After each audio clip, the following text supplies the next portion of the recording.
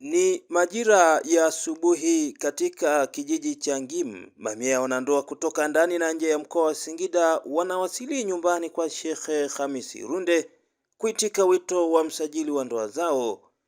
Miongoni mwa wanandoa waliofika ni pamoja na wale waliofunga ndoa miaka 28 iliyopita kwa kipindi cha mwaka 1998 hadi mwaka 2026. Nimekuja hapa na wake zangu wawili na Sheikh Khamis Irunde ndio alionifundisha ndoa.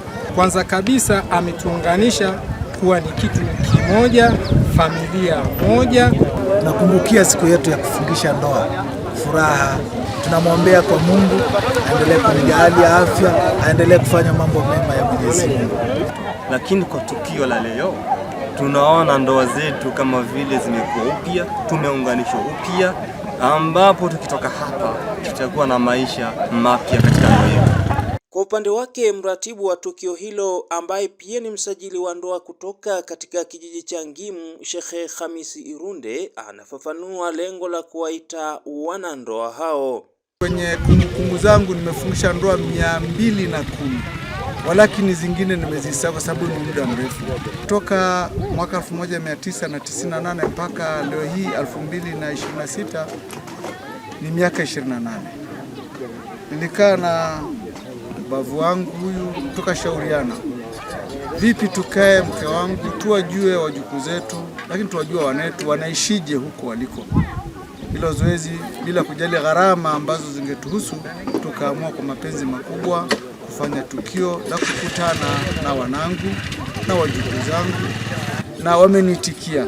Dua nimewaombea kwa Mwenyezi Mungu Subhanahu wa Ta'ala, sababu maisha yanabadilika, hususan watoto wao waliowazaa. Yamkini haijulikani, walakini watoto wao ya Rabbi, sijajua kwa ulimwengu ulivyo kwamba wataishije. Kwa nilifikiri hilo nalo pia niwawekea mkono wa baraka, angalau nao waishi kama walivyoishi wazazi wao. Tukio hilo limevuta hisia za wengi na kuhudhuriwa na viongozi mbalimbali wa kijamii, serikali na dini, ambao kwa pamoja wametaja kama mfano wa kuigwa katika jamii. Sheikh Irunde ametuita kuja kuimarisha undugu baina yake na ninyi na sisi ambao sasa ni rafiki zake. Lakini kwa kukutanishwa hapa ni sehemu moja ambayo wamefahamiana na kujuana kwamba ni watoto wa Sheikh Irunde.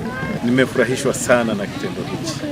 Kiongozi wetu wa imani Sheikh Irunde ametukumbusha na sisi wengine pia wakati mwingine kukutana na vijana kama hawa kufahamu maendeleo yao.